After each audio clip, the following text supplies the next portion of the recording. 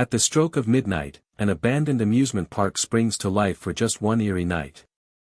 The Mystery Machine is invited to an exclusive preview, but soon the rides move on their own, dolls whisper chilling secrets, and an invisible clown watches their every step.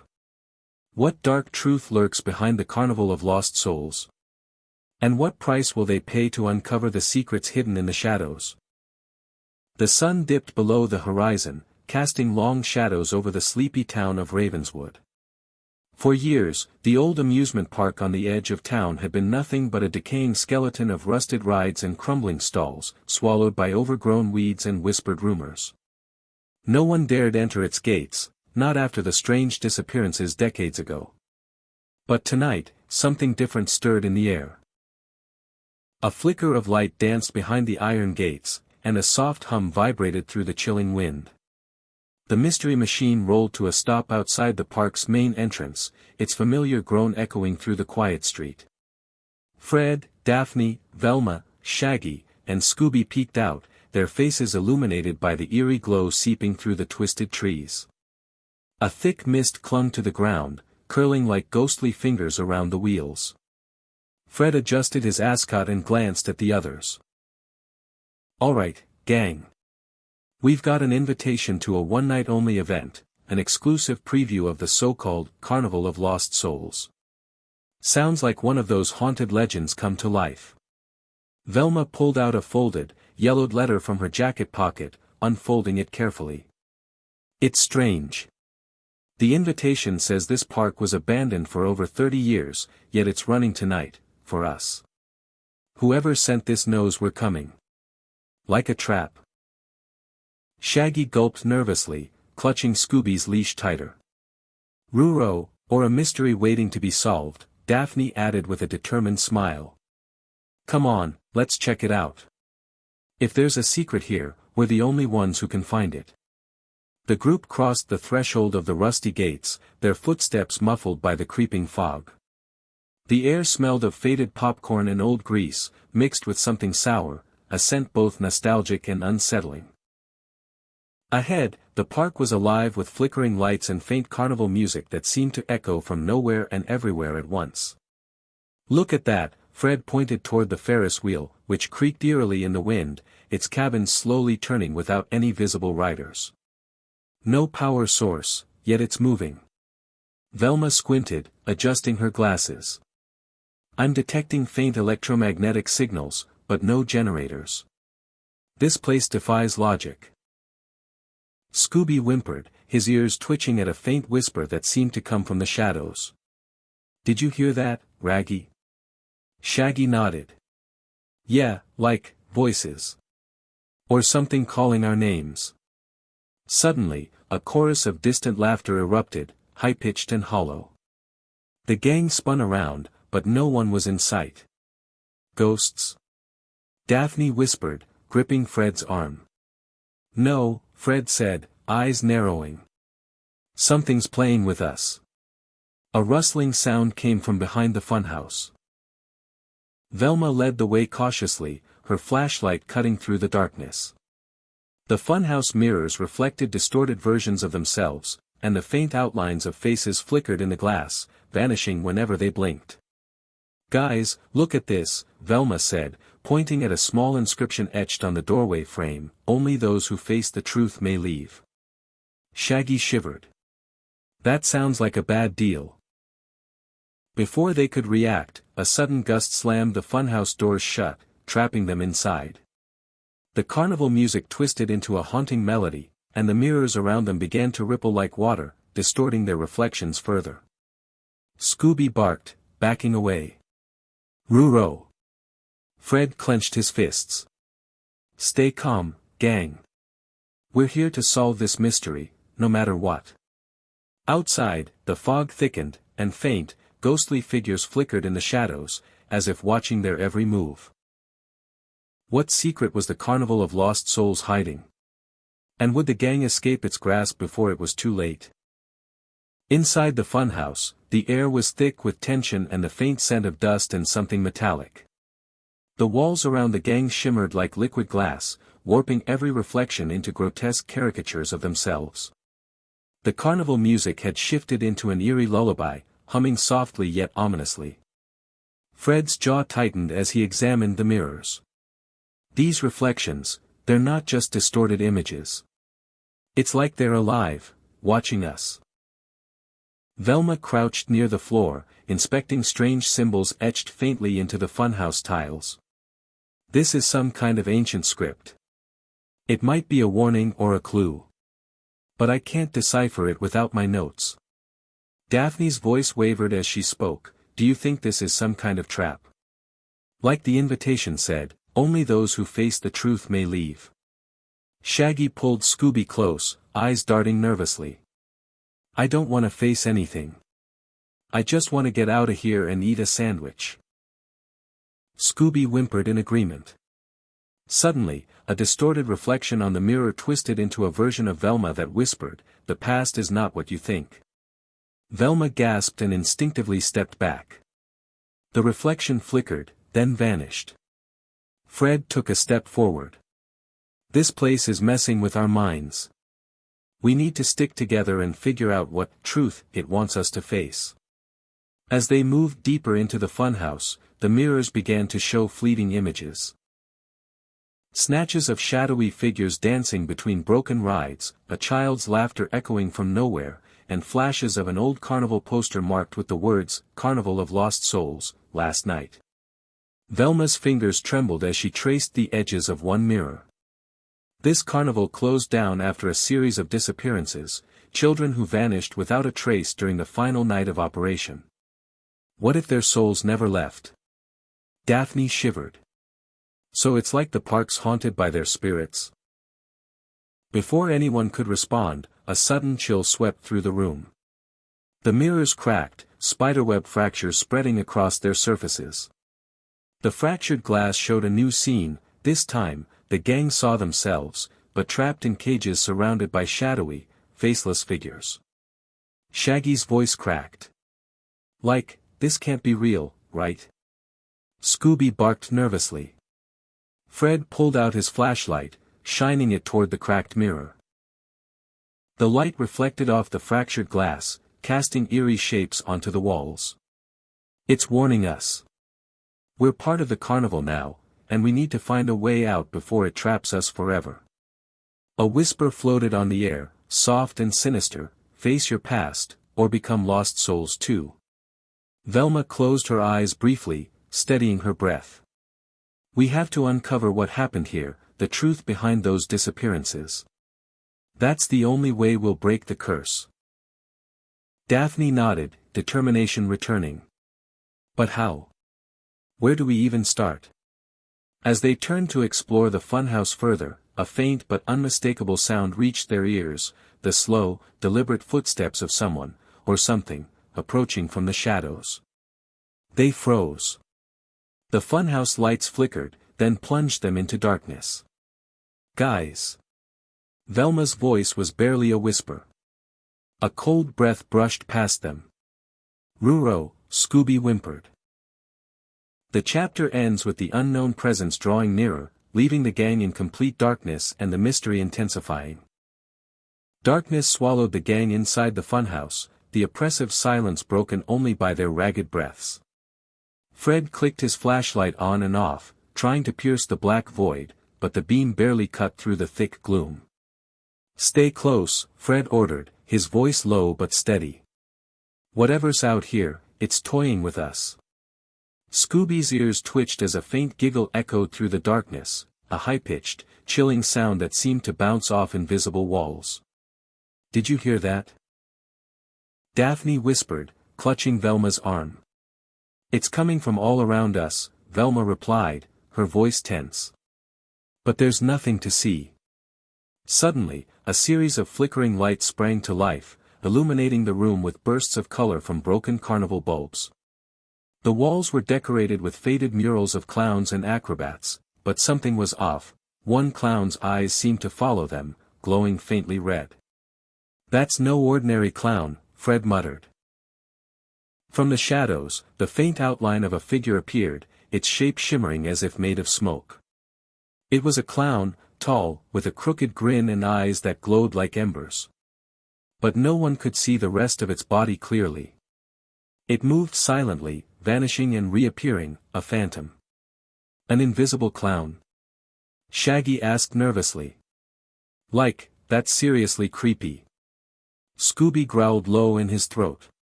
The clown suddenly whispered, voice dripping with mockery, welcome, lost souls. Join us forever. Daphne stepped forward bravely. Why are you haunting this place? What happened here?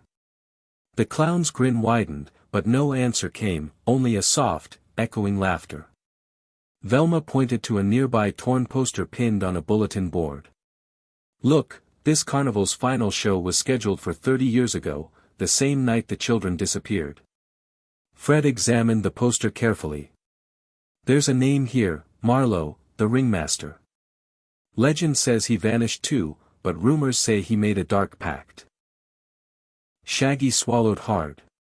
A dark pact? Like, with ghosts or something? More like something worse, Velma said, scanning her notes. Some say he trapped the souls of those kids to keep the carnival alive, but at a terrible cost. The clown's laughter grew louder, swirling through the air like a storm. Lights flickered wildly, and the room felt like it was spinning. We have to find the ringmaster's secret, Fred declared. That's the key to ending this.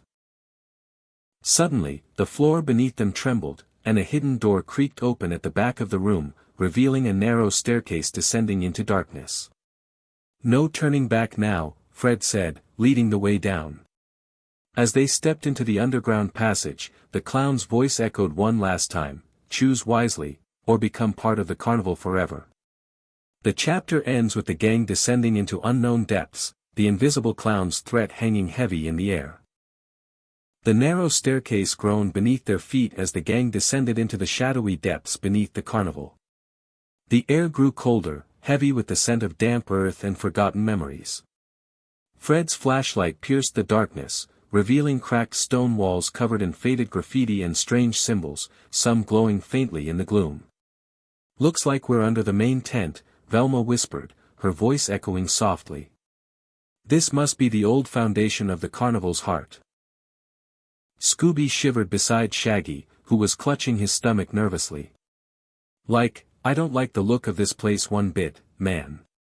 Daphne tried to keep the group together, her eyes scanning every shadow. Whatever happened here, it's not just ghost stories. This place is alive with secrets. Suddenly, a soft humming filled the tunnel, low and hypnotic. Velma paused, raising a finger. That sound, it's a music box. The gang followed the melody until they reached a rusted iron door covered in thick cobwebs. Fred pushed it open with effort, revealing a hidden room filled with dusty relics, broken puppets, cracked masks, and a music box spinning on a decrepit table. The tune was haunting, almost sorrowful. Velma examined the room carefully. These objects belong to the carnival performers, but look here. She pointed to a ledger lying open on a wooden crate. This diary mentions Marlowe, the ringmaster. And a ceremony of souls held to keep the carnival alive. Shaggy frowned. A ceremony? Sounds spooky, and illegal. Scooby growled softly. Daphne leafed through the diary pages. According to this, Marlowe made a deal with a mysterious figure, something ancient and dark, to trap the souls of the missing children, binding them to the carnival forever. Fred's expression hardened. So the carnival only lives because those souls are trapped here. We have to break that pact. Suddenly, a cold wind swept through the room, extinguishing their flashlights. Panic flared as shadows danced on the walls. Who's there? Fred called out, trying to steady his voice. From the darkness, a soft whisper came, the price must be paid. Velma gasped as a ghostly figure materialized, a translucent child, eyes wide with sorrow. Help us, the spirit pleaded before fading into the walls. Scooby whimpered, retreating into Shaggy's arms. Daphne clenched her fists. We can't let this nightmare continue. We have to find a way to free them. A sudden rumble shook the chamber. The iron door slammed shut behind them, trapping the gang in darkness once again. Fred's voice was steady but urgent. "No matter what, we get out of here. And we stop this carnival's curse, tonight." The chapter closes as the gang prepares to face whatever dangers lie ahead in the pitch-black underground, surrounded by restless spirits and the echoes of a cursed past.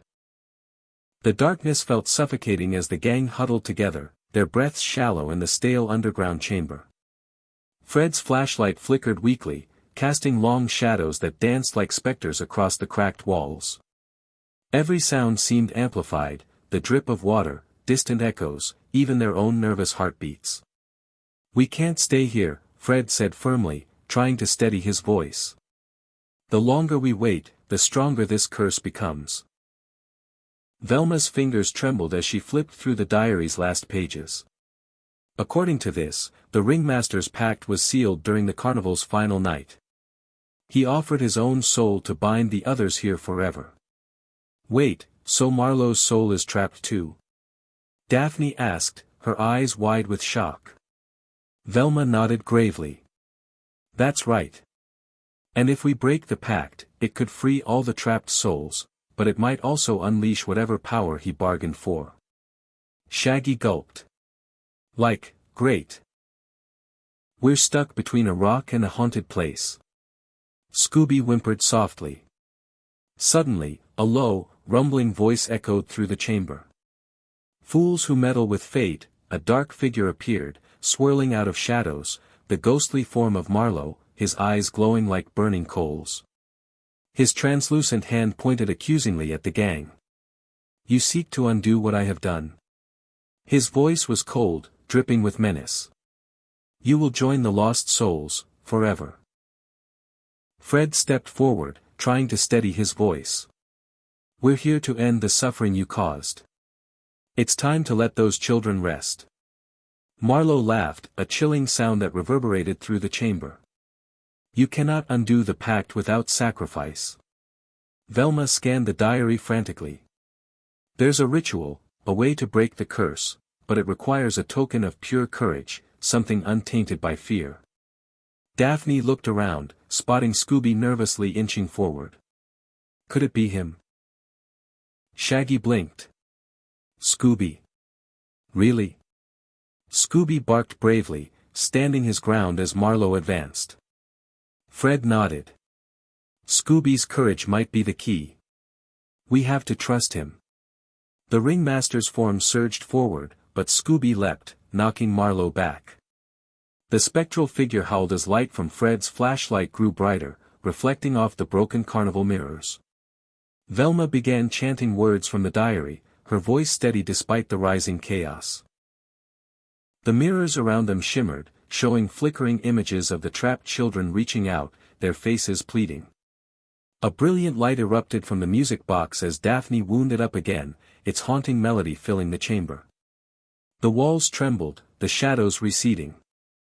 Marlowe screamed, fading into nothingness as the curse began to break. The trapped spirits appeared briefly, smiling and waving before vanishing into peaceful light. The iron door creaked open, revealing a path back to the surface. Fred looked at the gang, relief washing over his face. "We did it. The curse is over." Shaggy exhaled deeply.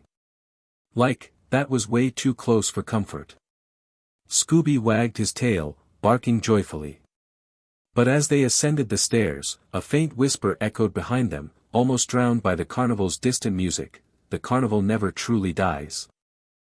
The gang emerged from the underground passage into the cool night air, the first hints of dawn softening the sky. The carnival grounds were eerily silent now, the lights flickering and fading as if the entire place were sighing in relief. Fred looked around, eyes sharp. "It's finally over. The curse has been lifted." Velma nodded, holding the now still music box. "The trapped souls are free. The carnival's dark magic has broken." Scooby trotted beside Shaggy, his tail wagging happily but alert to every shadow. Daphne glanced at the remnants of the old rides, the faded banners, and the empty booths. "It's strange," the place feels different. Like it's breathing again.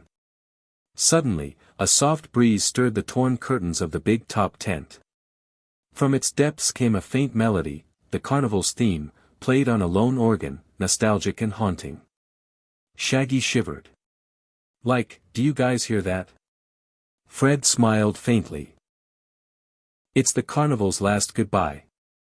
As the first rays of sunlight touched the sky, the gang gathered by the mystery machine, the weight of the night settling on their shoulders. Velma turned to her friends. This place was a trap, but it also held memories. The children, Marlowe, even the invisible clown, they were all part of a tragedy that needed to be told.